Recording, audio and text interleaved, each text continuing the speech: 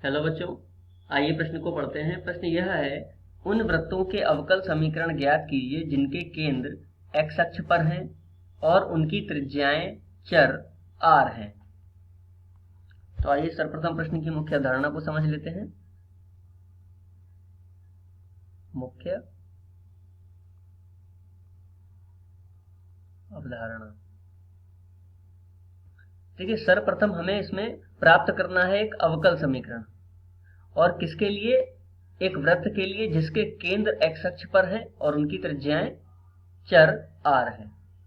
तो सर्वप्रथम इसको हम चित्र द्वारा प्रदर्शित करते हैं। इसके लिए एक y अक्ष तथा एक x अक्ष खींच लेते हैं। अब देखिए दे रखा है कि वृत्त का केंद्र x अक्ष पर है, तो x अक्ष यह होता है x और यह y अक्ष होता है। तो यहां पर एक हम वृत्त बना लेंगे।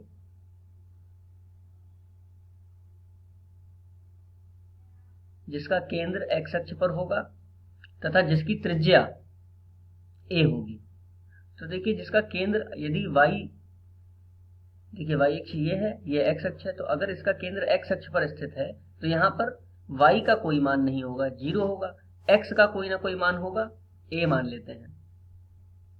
तो वृत्त की समीकरण क्या बन जाएगी? वृत्त की समीकरण होती है, यदि वृत्त का समीकरण हमें प्राप्त करना है और केंद्र दिया हुआ है h, k तथा त्रिज्या दे रखी हो r, ठीक है, यह केंद्र दे रखा हो और यह त्रिज्या दे रखी हो, तो उसका समीकरण क्या होता है? x माइनस h की घात 2 प्लस y माइनस k की घात 2 बराबर r की घात 2। आइए इस अवधारणा के आधार पर अब इस प्रश्न में वृत्त का समीकरण प्राप्त करते हैं, जो कि होगा x माइनस, यहाँ पर केंद्र में दे रखा है a, 0, तो x माइनस a की घात 2 प्लस y माइनस 0 की घात 2 बराबर त्रिज्या r ही दे रखी है तो r की घात 2। अर्थात हमें समीकरण प्राप्त होगा यहाँ पर a माइनस b का जो संपूर्ण घात 2 होता है वह कितना होता है? a माइनस b की घात 2 बराबर होता है a की घात 2 प्लस b की घात 2 माइनस 2ab।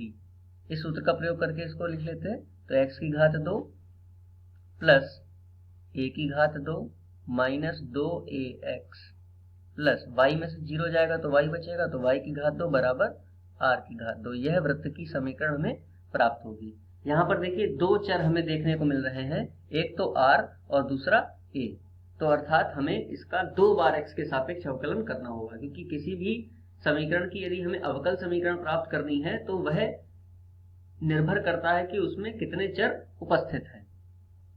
तो आइए इसका सर्वप्रथम x के सापेक्ष अवकलन करते हैं। जब हम x के सापेक्ष x की घात 2 का अवकलन करेंगे तो हमें प्राप्त होगा 2x प्लस a की घात 2 का हो जाएगा 0 माइनस यहाँ पर x का 1 हो जाएगा तो यहाँ बचेगा 2a प्लस y की घात 2 का कितना होगा? 2y गुणा में y का कितना होगा? श्रृंखला नियम से dy बटे dx बराबर r की घात 2 का कितना हो जाएगा? 0।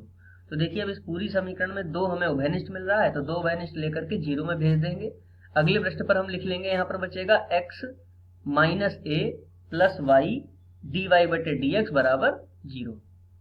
तो अगले पृष्ठ पर लिख लेते हैं x minus a plus y dy बटे dx बराबर 0। पुनः x के सापेक्ष अवकलन करने पर एक बार यदि हम और x के सापेक्ष अवकलन करें तो x का कितना हो जाएगा? 1 माइनस a का कितना हो जाएगा? 0 प्लस यहाँ पे गुणन नियम लगाएंगे प्रथम पद और दूसरे पद के लिए, तो इसमें y को छोड़ देंगे, अवकलन करेंगे dy बटे dx का, तो आएगा d की घात 2y बटे dx की घात 2 प्लस इस बार dy बटे dx को छोड़ देंगे, y का करेंगे तो y का कितना आ जाएगा? dy बटे dx और बराबर में 0। अब देखिए यहाँ पर बचेगा 1 प्लस y d की घात 2y बटे dx की घात 2 प्लस यहाँ पर हो जाएगा dy बटे dx संपूर्ण घात 2 बराबर 0। तो अभीष्ट समीकरण हमें क्या प्राप्त होगी? इसको सही से लिख लेते हैं। तो y d की घात 2y बटे dx की घात 2 प्लस dy बटे dx की संपूर्ण घात 2 प्लस 1 बराबर में 0। मुख्य अवधारणा के आधार पर यह दिए गए प्रश्न की अभीष्ट समीकरण है। आशा करते हैं आपको समझ में आया होगा। धन्यवाद।